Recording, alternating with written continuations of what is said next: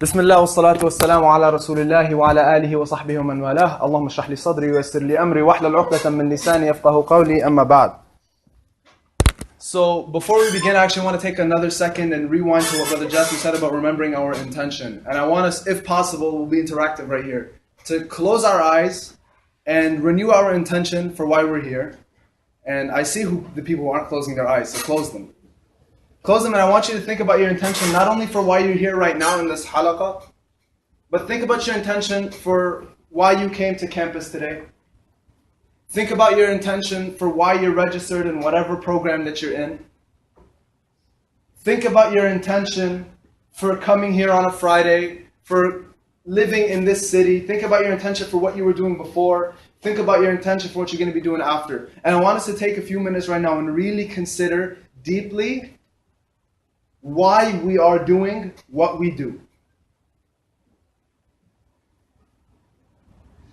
This is a conversation that we can only have with ourselves, and that the more honest that we are with ourselves about why we're doing what we do, the more critical we can be.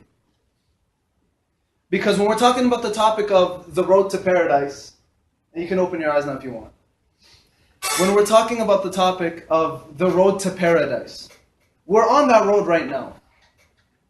We're on a road right now in this dunya, and we're choosing exactly where we want to steer ourselves. And we're all going towards the same direction. We're all going towards an end in this dunya of death. It's always a heavy topic to discuss, but when we say, كُلُّ نَفْسٍ ذَائِقَةُ الْمَوْتِ, when Allah Ta'ala promises us that every single soul shall taste death, that's the only thing that we all have promised in this world, that it's going to end. And it's something that we often don't acknowledge, but that the more that we think about it, the more easy it is to push away the distractions or the detours towards that destination. So I want to give you an example of walking into a store. You walk in, what's your favorite cereal? I just want to hear some cereals thrown out right now. Cornflakes. Cornflakes? Bad choice. Raisin Bran. Worst choice. Nesquik. Cheerios. Cheerios? You're just giving more answers now. I know, which one's your actual favorite? Cornflakes, yeah. Bad answer. So, give me some more. What are your favorite cereals? Fruit special K. More. So right now, when you're thinking about what your favorite cereal is, did somebody else from the ones that they mentioned kind of spark your interest a little bit? I won't lie, my favorite cereal is not, I don't even know what it's called, but it's some special K type brand. But when he said Nesquik, I thought to myself, and I was like, oh, you know what, I don't mind Nesquik. And somebody says Raisin Bran, I don't mind Raisin Bran. Suddenly it's a lot. But suddenly there's a lot of options, right? Suddenly, you go into a store, you know exactly what you want to get. You know the exact cereal that you want. And as you go and you pick up that cereal, suddenly you're filled with a million other options. And it's like, what about this one? What about this one? What about this one? And suddenly you came in with a purpose, and you were confronted with all of these other decisions, and all of those decisions now ended up consuming your time. Where now you're deciding, do I really want to get that Cinnamon Toast Crunch, or should I get the Rice Krispies? Or should I get this, or should I get that? And now you're sitting and comparing the details. Well, this one has more calories, this one has less sugar, this one has whatever. And now you've become so entrenched in the decision-making process of picking the cereal that you want, that your ultimate purpose of just feeding yourself is now just lost in the fray. Now you're no longer thinking about, I just need cereal so I can feed myself in the morning. Now you're thinking about, the different, amounts of sugar in different brands of Kellogg's. So suddenly there's a conflict that comes up with all of these choices. You came in to get cereal and you were conflicted with a bunch of these other things. So we have to remember, in relation to another dunya, Allah subhanahu wa ta'ala says, وَمَا خَلَقْتُ الْجِنَّ وَالْإِنسَ, finish it. إِلَّا لِيَعْبُدُونَ. Allah subhanahu wa ta'ala, this is the bottom line when somebody asks, why are we created? What's our purpose in this life? We were created to worship Allah subhanahu wa ta'ala. So if we were created for the ibadah of Allah subhanahu wa ta'ala, the worship of Allah, that starts off when we're children, and we realize, okay, well, in order to worship Allah in this life, I'm going to need to be able to sustain myself. I need to feed myself, which means that I need to go to school. I need to study so that I can be able to get a job. That job then is what's going to allow me to put food on my plate, and it's going to allow me then to, have the time to worship Allah subhanahu wa ta'ala. You need to get an education. You need to work. And then, as you get along, you realize, our life is short. And I want to leave something behind. I need to raise a family. In order to raise a family, I need to, have a higher income to bring them in. I need to be able to support, the children. I need to support whoever. And suddenly, لِيَعْبُدُونَ is now held down by a bunch of other steps. Now, in order to worship Allah, you're thinking, well, that means now that I need to go to law school, I need to go to dental school, I need to study engineering, I need to do whatever. And in order to do that, I need to take all of these hard courses, I need to study so hard, and I need to do all this work, or I need to work 40 hours a week. And now, our simple purpose of worshiping Allah is bogged down by, physical chemistry and by, electromagnetism and whatever other courses that get thrown at you. We get bogged down by so many other decisions. And we get so occupied with these little things sometimes that we forget our ultimate purpose. You're so worried about studying for inorganic chemistry that you didn't realize that you actually missed Dhuhr. You got so occupied working your 8-hour shift that you didn't realize that, oh man, that means I'm going to have to skip Maghrib because I can't leave. So our ultimate purpose, which was the worship of Allah, in order to worship Allah, we need to take all these steps. But suddenly, we let these little steps along the way take priority. And these are some of the detours that end up pushing us away from Allah subhanahu wa ta'ala. These are the detours that cause our lives to branch out. Where we initially start out clear in our direction, but we realize, oh, now I have to go to school, and I have to study, and after this, and after that, and after that. And suddenly we're so far away. And where you have people, for example, who will be able to justify missing a salah by saying, look, I can't make it to the salah because I have an exam in 10 minutes. I have to finish cramming for this exam. And this is something that we've all seen. How many of us have been in a scenario where we've told somebody, hey, let's go pray? Or it might have been ourselves where somebody told us, let's go pray. Or we said, wait, I have an exam in an hour, I just got to finish studying first. You know you're not going to make that salah. So it's important to remember, first of all, along the way, these priorities that we set for ourselves when it comes to school, when it comes to work, these things are ultimately meant to serve a purpose. And that purpose is to reach Allah subhanahu wa ta'ala. Anything that takes precedence, anything that makes you forget that it's for Allah. If you're thinking about your exam and you're thinking this exam, is going to be so big, so I need to study so hard, and that's why I won't be able to catch the salah, or that's why I can't read my Quran, or that's why I can't do my adhkar. I just prayed dhuhr, but I'm not going to pray sunnah because I have to go back to study. What's the purpose of your studying?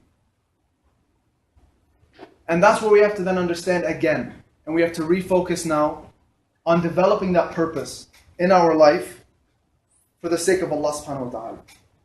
Why do we study? Why do we work? If it's for Allah. If it's for Allah and we get distracted, we need to get back. And if it's not for Allah, if our lives on a daily basis are not reminding us of Allah, that's where we need to ask ourselves now, why are we chasing this dunya?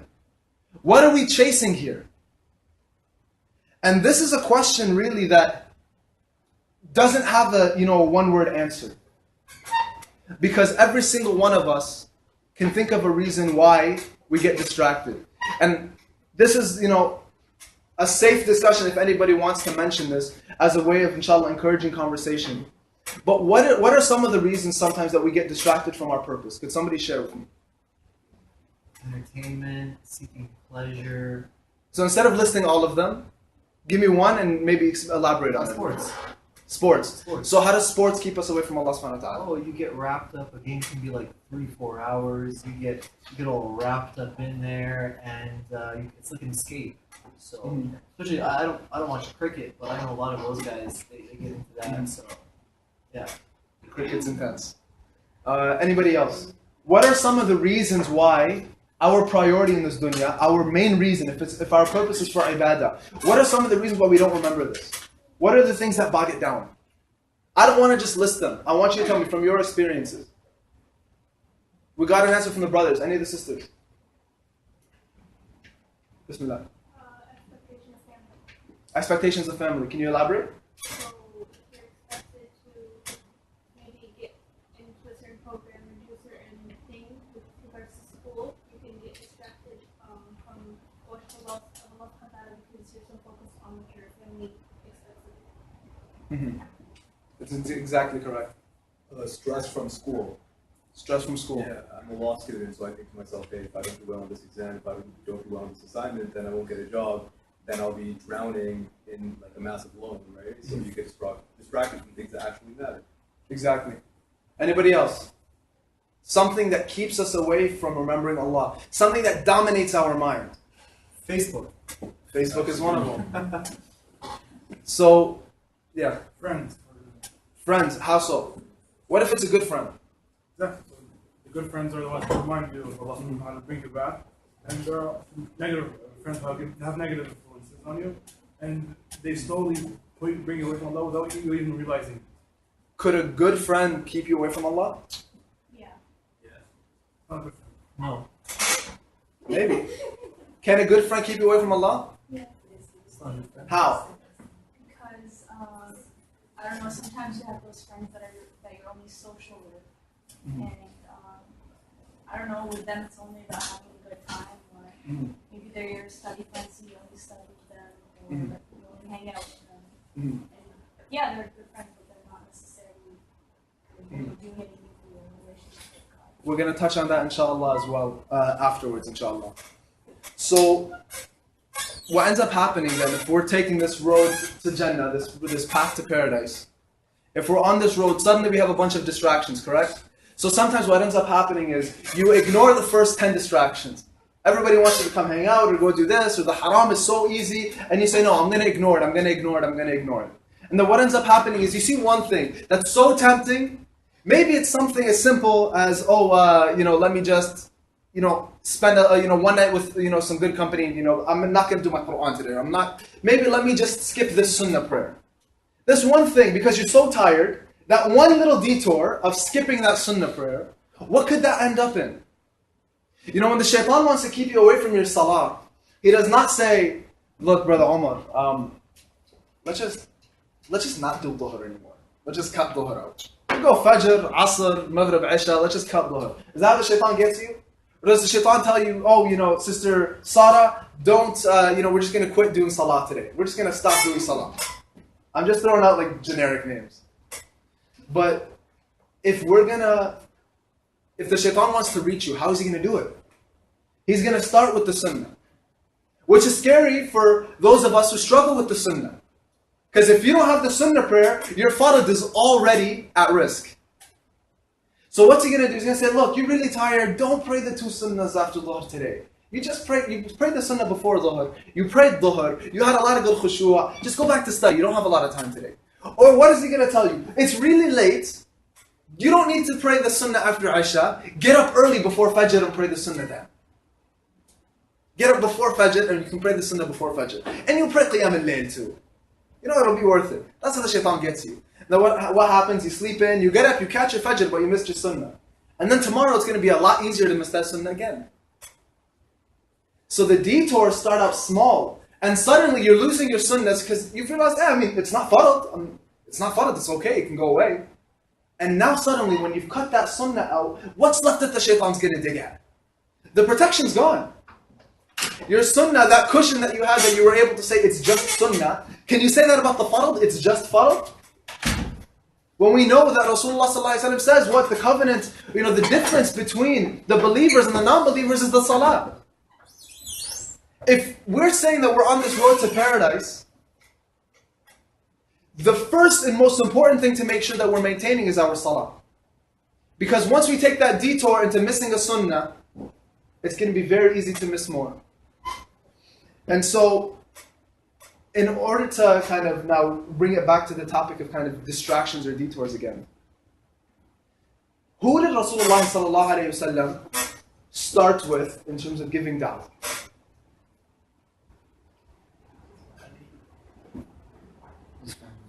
He started with his family, right? After his family, who did he start with? The poor. He started with the poor. After his family, his close friends, the people immediately around him, did Rasulullah ﷺ say, you know what? Now in order for Islam to be strong, and in order for Islam to spread, let me go to the emperors and the kings right away. Of course, he announced the Quraysh, etc. But where did Islam truly begin to grow? It was with the poor. It was with the slaves. It was with the lowest people in the dunya. Why? Could somebody give me a reason why Islam might resonate with these people? Why? Less distractions. A person without the distraction of very, busy careers and lots of wealth and lots of family responsibilities and expectations and stress and all of these things. A person without all of these, it's very easy for them to kind of reflect on the reality of life when it's presented to them. So that when Allah subhanahu wa ta'ala reaches to them throughout the Prophet sallallahu alaihi wasallam says, look, this life is fake. The joys in this life are fake. They're temporary. They can agree because they're not enamored by these distractions.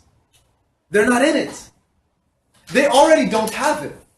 They've already been stripped away from the distractions. And when you tell them, look, there is a just God and there is Allah, your creator, and there's an afterlife for you, and do good in this life and Allah will reward you, it makes sense to them. It speaks to them.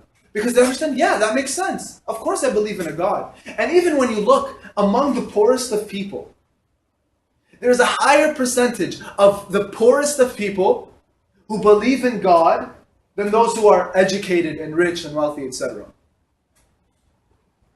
It's a higher percentage. Does that make sense? Because usually you'd say, an explanation sometimes that atheists use against belief in God is they say, you guys are weak. You guys are weak and you need to believe in God. We're stronger than that. We're not fooled by that. Has anybody heard that reaction before from an atheist?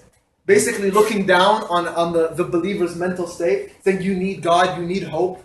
We've accepted the darkness and the glumness of this world. That's one of the most common themes, by the way, in a lot of comedy. You have a lot of comedy that reflects on the darkness of society. Where it's like we're so smart now that we've accepted how dark life is. And that this is a role in, becoming educated. That the more you learn, the darker that you realize life is. But the important thing, those who do not have these distractions are quicker to realize Allah subhanahu wa ta'ala in their life. And they're quicker to hold on to that. And that's one of the first steps that we need to take ourselves in building our relationship with Allah and getting back on that road to paradise. Is that we need to not only trim those distractions, not only do we need to realize that all of these things are fake, but more importantly, we need to soften our hearts.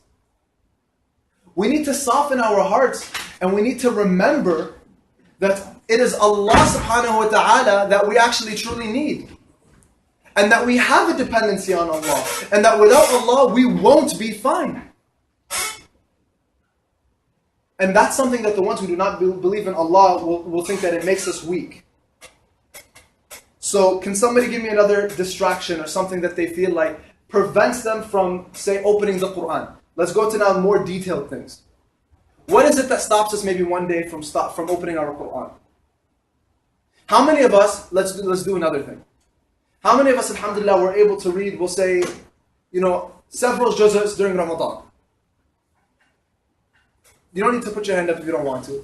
But think about how many of us were able to read juz's in Ramadan. Over the last month, were you able to read one juz'? Were you able to read 10 pages? This past week, how much were you able to read? How can we say that we're building a relationship with Allah if we're not even trying to speak His language? If we're not even building a relationship with His words? How are we protecting ourselves? SubhanAllah, when we have less, it makes it easier to see the truth. And to find the truth, it'll be harder. Sorry, it's harder to be satisfied with your choice. Okay, so basically, sorry, I'm losing myself now in the writing. But what ends up happening sometimes is that because of all of these distractions and all of these choices, you might settle and say, you know what, for example, to go back to the cereal analogy. I went in and I wanted my Frosted Flakes. I grabbed my Frosted Flakes and I saw all of these other choices. And now I might have grabbed the Frosted Flakes. And as I walk out after I took the Frosted Flakes, what if I did this? What if I did that? We keep looking back. We keep considering all of the other options that could have happened. on our road to Allah subhanahu wa ta'ala, we need to solidify ourselves with knowledge. We need to understand the relationship. Because it's not enough for us to just obey Allah. The description of the believers towards Allah subhanahu wa ta'ala is what? Sami'na wa ata'na.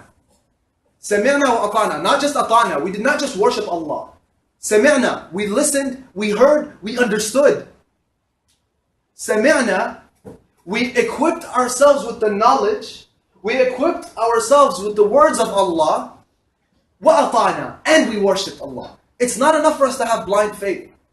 When we look at all of these problems in the world, and we look at all of these problems that the Muslims go through, our own peers on this campus, many of them, if you tell them to do something in regards to Islam, they have the ata'na. They'll listen. If you tell them come to Salah, they'll come to Salah. Come to Jum'ah, come to Jum'ah, they'll come. But they're missing the sami'na because they're not putting themselves in that environment with Allah subhanahu wa ta'ala. They're not putting themselves in that environment. Now, every single human being has one thing in common. Beyond death now, and now kind of towards our inner state, Allah subhanahu wa ta'ala creates in all of us a hole, a need, something that makes you want to work. Everybody has a need for something. So if, for example, if I were to tell you, you have, a year off of school, you have 2 years off, you're free, here's all of the money you need in the world. Here's everything that you ever need. Now you're free to do whatever you want. Will you be able to just sit there still? If I said you have a month off, would you just sit in your room, just sit still, standing, waiting? You need to do something, right? If I tell you, for example, here's reading week and you have no exams coming up for the next 6 years, what would you do at that time? Question. That's a question for all of us. Anybody want to share? What would you do? If you had all the time in the world, what would you want to do? Invest in yourself. Sure. More answers. Toss them out, guys. Everybody has an answer. I don't know why we're afraid to share them. Brother, in the blue. If I said, you have 6 months off to do whatever you want to do, what would you want to do? Go with friends and religion might not be the priority in reality. Okay. Okay, good answer. Yeah, if I had 6 months, I'd go traveling. Go traveling. Perfect. I read books. Read books. Anybody else? Sisters. Sleep in every day. So, what else? Reading and writing. Reading and writing. So what we have a lot of, comfort, seeking entertainment, seeking education, seeking, to create things. So we have a need to do something, right? We have something that pulls us to have action. And the human being naturally is going to reach out to whatever is in their immediate ability. So if you have a need, for example, you're trying to fill that hole in your life with work, with education, with whatever. And what ends up happening is we know our ultimate purpose, and oftentimes we fill it with school, we fill it with work, sometimes we fill it with relationships, be it romantic relationships, be it familial relationships, be it social relationships. We fill our lives with entertainment, with travel. We try to seek purpose in these things. And is there ever one vacation that you could take that'll make you say, Khalas, I'm good now. I never need to travel again. I'm good. I can now sit in my room and never move again. I'm satisfied. Does that happen? Is there one sleep that you'll have that you slept 14 hours and you woke up, you're like, I'm never going to sleep again? No, you wake up more tired after 14 hours. Exactly. Or you write a book and you're like, this is the best book I could ever write. I'm never writing again. Does that ever happen? J.K. Rowling wrote 7 Harry Potter books, said she's never going to write anything to do with Harry Potter again, and every week she's publishing something. So we constantly have a need to fill that hole.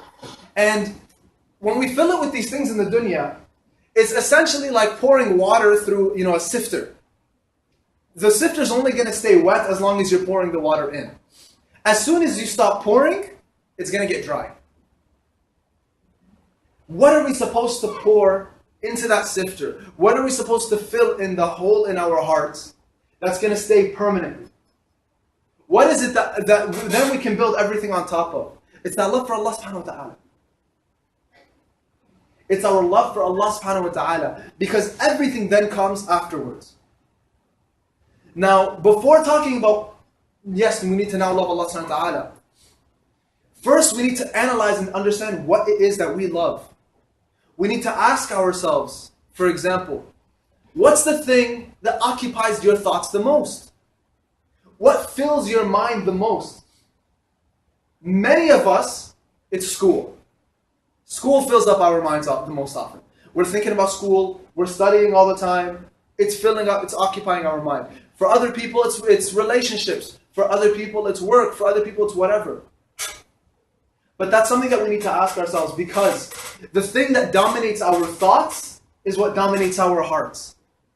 Whatever we think about is what's present in our heart.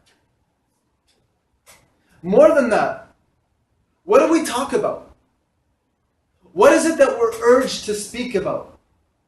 You know, an example that was given is that a person who's in love wants to talk about the person they're in love with all the time. And a person who loves what they're doing wants to share what they're doing all the time. What we love comes into our thoughts, it comes into our actions. Another way to think about this. What is it that we fear losing the most? What is it that, if you were without this object or this person or this thing, what is it that you feel like you can't live without it? If you're able to think of something right away, know that that thing has too big of a place in your heart. Whatever is on your mind right now, this is the thing, or these are the things that we need to be working on controlling. Because whatever dominates your heart, whatever dominates your mind, we become enslaved to it. And we become a victim of serving it. And often we don't even realize it. So many times, these things are not even things that are necessarily haram. These things that we become enslaved with, or enslaved to, they're not necessarily bad. You'll find a mother who the number one thing she thinks about is her child. That's the thing she fears losing the most. That's the thing that occupies her mind. She wants to talk about her child. She wants to post pictures of her child all over Facebook. That's the one thing that her life revolves around. Is that a healthy relationship? All of these things, there's nothing wrong with a mother loving her child. There's nothing wrong with a husband loving his wife. There's nothing wrong with you loving your parents or loving your friends. There's nothing wrong with loving your work. There's nothing wrong with loving school. But the problem that ends up happening is that these things take such a big priority. These things that we love become so dominant that the love of Allah subhanahu wa ta'ala becomes secondary. So rather than you waking up and thinking, let me do my adhkar, let me do this, let me do whatever, your first thought is to go to whatever else is filling your heart. And that's something that, of course, we need to hold ourselves accountable to and keep being critical about. Now, the indicators of love, and so we talked about, whatever occupies your heart, the more that you love something, the more that you're going to follow it. The more attached that you are to something, the more likely you are to work in its service. What are we afraid of losing? These are questions that, my brothers and sisters, we need to ask ourselves, legitimately. It's not a rhetorical question. Even if it takes us right now to sit for a couple minutes and think, what is it that we're attached to? Because in Allah subhanahu wa ta'ala, He speaks in the Quran and He describes the status of the believer as يَذْكُرُ اللَّهُ كَثِيرًا. That the person who remembers Allah, that the person who believes in Allah subhanahu wa ta'ala is in constant remembrance of Allah. That remembrance doesn't come because a believer says, look, it's Maghrib time to remember Allah. Is a person who loves something remembers it constantly. They don't need a reminder for it. You don't need to set an alarm and say, oh, I forgot, I have to love my mom. It doesn't work. Or I see Omar and, halfway through the conversation I remember, oh yeah, I love that guy. That's not how it works. Love is constant. And the more that you love something, the more that you'll remember it. So in order to build our way towards Allah subhanahu wa ta'ala and to stay away from the detours, it's not just about that ibadah, but it's about also remembering and loving Allah. When we look at people who sometimes commit sins and we see what they do, wallahi, you hear of stories, not even just in other communities, but in our own communities, of Muslim brothers and sisters doing things, and you think, how does a Muslim do that? How does a Muslim get to that point? And the reality is, unfortunately, that's a symptom of a lack of love for Allah subhanahu wa ta'ala. It's a symptom. When you see, for example, a bunch of Muslim brothers, and this is true, this happens, a bunch of Muslim brothers getting high together. If you go up to them and say, smoking is haram, and they hit the weed out of their hands, that's not going to stop anything. They know it's haram. But what that gives them, the hole that fills in them, is greater than their love for Allah subhanahu wa ta'ala. It's not to say that they don't love Allah. But the love of Allah has not become dominant enough and strong enough that it's become second nature to them. Because that doesn't come easily. We say that, alhamdulillah, belief in Allah subhanahu wa ta'ala is relatively simple. There are the people who, there were Bedouins who came to the Prophet sallallahu alaihi wasallam, and they said, amanna. They said that we have iman. And in the Quranic ayah, basically Allah subhanahu wa ta'ala responds to them and says, don't say amanna, say aslamna, because you have accepted Islam, but iman has not entered your hearts yet. That love and awareness of Allah subhanahu wa ta'ala has not come yet. So what is it, my brothers and sisters, that has become so dominant in our hearts, that has filled our lives so much, that we have not been able to love Allah subhanahu wa ta'ala as He deserves to be loved? Because I can sit here and give you the sifat of Allah. I can talk about Allah Ar-Rahman, Ar-Rahim, Al-Wadud. We can talk about Allah all day and night. I can talk to you about Rasulullah sallallahu alayhi wasallam and give you stories from his seerah. I can tell you stories about the Sahaba, the stories of the Prophets alayhim salam. But if your heart is not ready to accept these things, if your heart is not in a state of love for Allah first, before we get to that point, we need to remove the barriers. We need to remove the things that are filling our heart. When we find it difficult to worship Allah. Now this is always a sensitive comment to make in regards to sisters. But when, for example, a sister finds it hard to dress in the way that Allah subhanahu wa ta'ala tells her to, or when a brother finds it difficult to act and to speak in the way that Allah subhanahu wa ta'ala wants him to, or asks him to. When we find it hard to do these things, the first question that we should ask is, why is it difficult? Why is it so difficult for me to put down this cigarette? Why is it so difficult for me to stop my swearing? Why is it so difficult for me to stop hanging out with these bad friends? Why is it so difficult for me to pray my sunnah? Why are these things difficult? Why is it so difficult to read the Quran? We all have deficiencies in these. Every single one of us is not doing our part in relation to the book of Allah subhanahu wa ta'ala, in relation to our salah. We can all be doing better. Why? What is stopping us? We have a choice. We have a choice, and all of our choices are going to be made based on what we love the most. Whatever we love will lead to our decision making. Many times we'll notice this, for example, when you'll see somebody. There was recently a famous Arab host on some TV channel. He's not Muslim. But apparently in his ancestry, in his lineage, there's some Muslimin. Because he was having an interview and essentially the host told him, she's like, your mom says, when you leave the house, she says, Ashhadu an la ilaha illallah, and you respond, wa ashhadu anna Muhammad Rasulullah. He's not Muslim. But his mom says, Ashhadu an la ilaha illallah, as he leaves the home, and he responds with that. And she said, why do you say that? The host is asking, why do you say that? He said, I do it because my mother loves it. My mother said, this is what my mother loves, and so I'm responding to her. His love for his mother is what causes him to act in this way. You'll find people, for example, two people who might get married. And you'll find the guy was one way, and then after he gets married, he becomes entirely different. He loses his entire personality. Why? Because he loves his wife so much and this is what she likes. So many times, we changed based on what we love. So when are we going to build a relationship with Allah that causes us to change for Him? What's stopping us? Does anybody have any comments now? Or thoughts? Did anybody have any things that kind of got stirred in relation to the barriers that stop us from reaching Allah?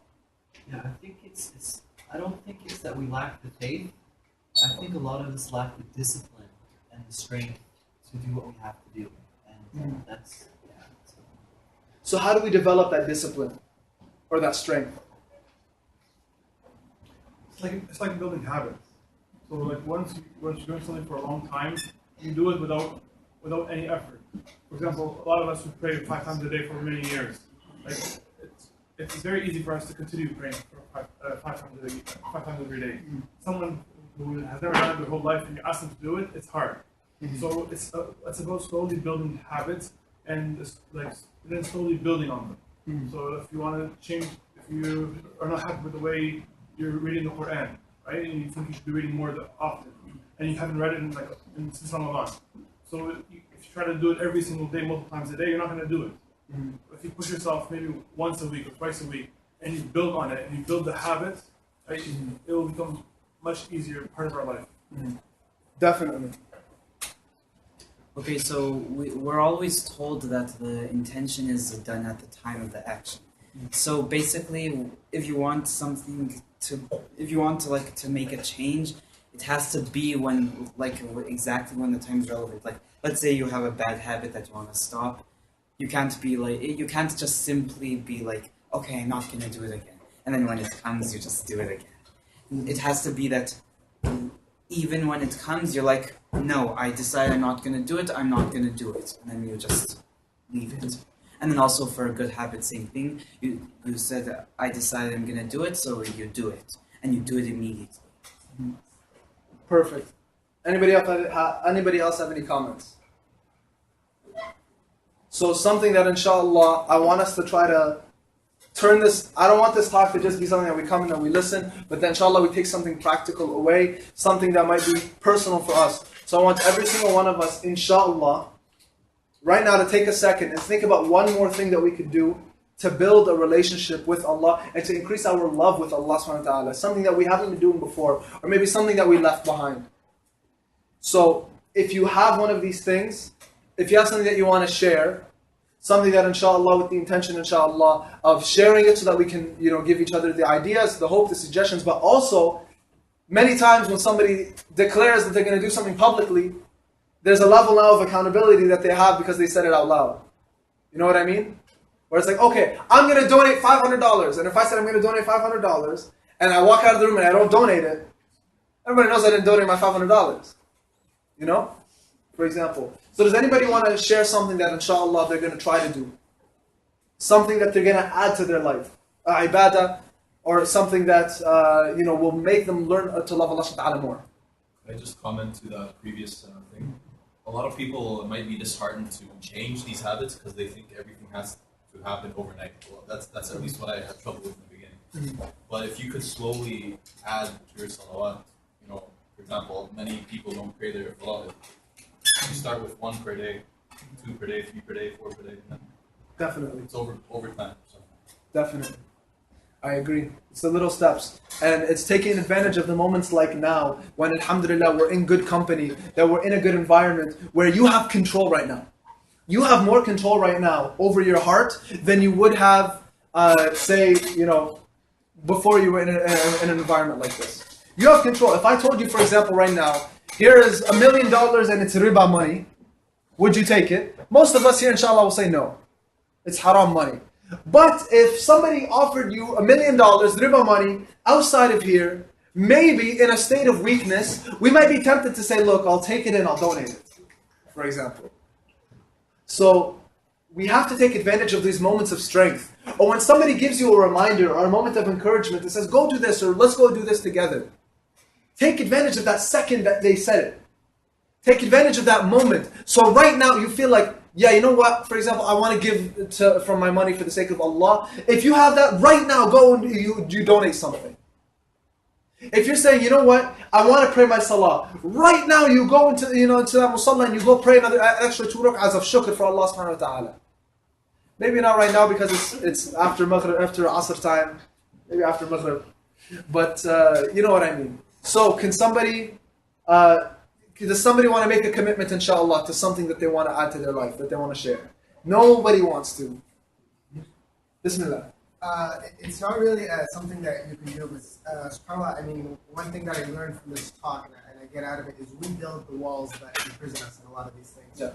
And subhanAllah, a lot of these barriers that we create can be into that as well. We don't live with a religion that tells us that you can't live your life. Allah subhanahu wa ta'ala understands and have commitments and responsibilities outside of our religion. But subhanAllah, all those things can be associated with religion with something as simple as the proper intention. And something as simple as a person renewing their intention every so often will create any small, simple action into ibadah. The story of the man that wanted to see why the other man was so much better than him. Even though one man prayed all the time, and he prayed Qiyam al-Layl and he did all that, the other man was simply considered better than him only because he thought of Allah and made dhikr the whole time while he was working. So there's something simple like that. Definitely. So renewing our intention constantly. Turning everything and asking ourselves, how is this pleasing Allah subhanahu wa ta'ala? So when we're studying, for example, if you're studying late at night and you're saying, you know what, the studying is for Allah subhanahu wa ta'ala, remembering, why am I studying? I'm studying because I want to please Allah subhanahu wa ta'ala in my position, to support my family, to raise a family for the sake of Allah, etc., etc. But you're making it for the sake of Allah. Now here's the question.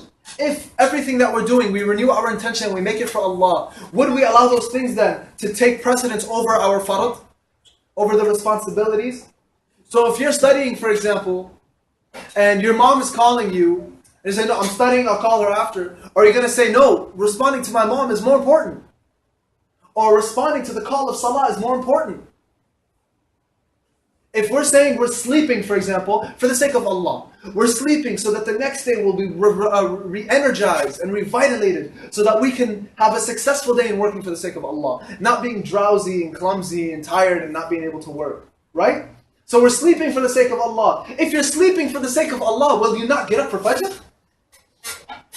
The more that we turn our normal actions into ibadahs, as Umar Barakallah Fiqh said, the closer we are to building those protections for us. So does anybody want to share ibadah? How about this? Who wants to commit to try to read one more page than they normally do of Quran a week? Who can commit to that? One extra page of what you normally do. Can we do it? This is an oath that you take with Allah subhanahu wa ta'ala. So we ask Allah subhanahu wa ta'ala to allow us to do this, right? This is one extra page now. Who wants to add more? Who wants to try to do something extra? Like not an extra page. Not an extra page. How about this? One day a week, let's try to do our morning adhkar. Anybody, you can download any dua app and go to the morning remembrances, morning adhkar, morning du'as. How many of us are going to commit? One extra day of the week, we're going to try to do our morning adhkar in the morning when we wake up. It takes 5 minutes. 10 minutes if you're slow. Who can commit to it? Let's raise our hand. One day, let's just try one day of doing morning adhkar. Nobody wants to commit to it? I'll commit. Come on. Brothers, sisters, we're doing this together as a way of strengthening ourselves. This is how, my brothers and sisters, this is what Allah subhanahu wa ta'ala created the ummah for. We strengthen each other. Alone we're weak. But the more that we remind ourselves and we strengthen ourselves, it doesn't take a scholar to come up here and give a reminder. It doesn't take a scholar to remind you to read a Quran or to read the Quran or to do whatever. These are things that we need to be doing in our own circles. This is an amana on you by attending here. It's an amana on you to be a catalyst for these changes in your social groups. To remind your friends, to remind your family, to bring your brother, to bring your sister at home and say, come and pray jama'ah with me. To say, come and read a little bit of Quran with me. If they don't want to sit for the whole time, tell them to sit for a minute. If they don't want to do the whole azkar, do one dua. So, we made the commitment, inshallah, to an extra page of Quran in the week. We made the commitment that one day a week, we're going to try to do the morning azkar. And we ask Allah subhanahu wa ta'ala to make us among those who increase in our ibadah, that we don't settle for the minimum, and that we continue to pursue a higher status both in the dunya and akhirah. Now, before we wrap up entirely, I want to just kind of wrap up the loose ends. Detours on the road to paradise. This dunya is temporary. Everything that we're living for in this life is temporary. The most happiness and success that you can get in this life, once you get it, you're going to want more. There's no amount of money that you'll feel like I'm good. There's no car that you get that you feel like I don't want anything else. You get the nicest car, suddenly you want to customize it. You get the nicest house, suddenly you look at your neighbor's house and it's bigger, it has a nicer fence, or it has a nicer pool. There's always going to be something more. As the believers, we need to remind ourselves and remind others that this dunya is temporary, and anything that fills our heart and takes us away from the ultimate goal of Jannah is something that can be disposed of. So we ask Allah subhanahu wa ta'ala to allow us to keep our eye on the prize, to allow us to join each other together, inshallah, in Firdaus al-A'la, to make us among those who seek repentance for our shortcomings, who hold ourselves accountable.